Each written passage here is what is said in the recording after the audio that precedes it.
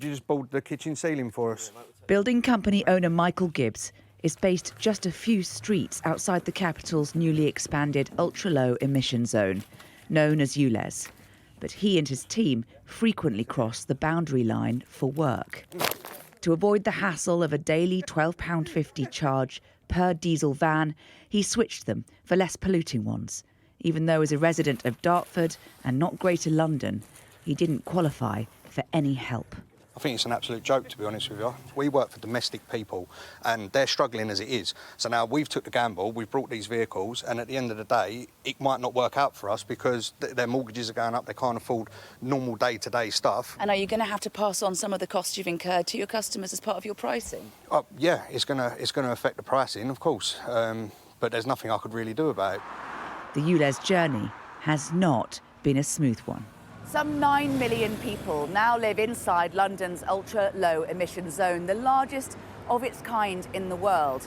The hope was to deal with the twin challenges of air pollution and global warming, but it has been a contentious policy right from the very beginning.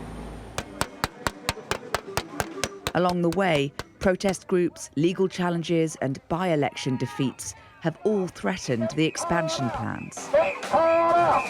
Mayor Sadiq Khan taking a political beating.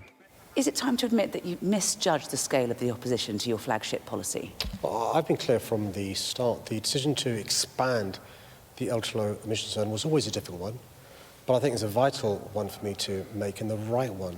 And that's because I've seen the consequences of air pollution. I can't ignore that in this great city of ours, there's around 4,000 premature deaths a year. Oh, yes. The Rosamond Kissy Deborah, whose daughter Ella died as a result of air pollution.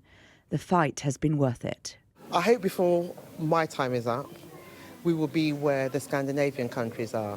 There will be no more asthma deaths. And people might say that's being ambitious, but if Finland can do it, Sweden can do it, Norway can do it, and we've done it during the pandemic, I know we can do it. Despite the noble aims, ULEZ tensions remain. A policy clashing with people's tolerance for change and with consequences beyond London's borders. Hannah Thomas-Peter, Sky News.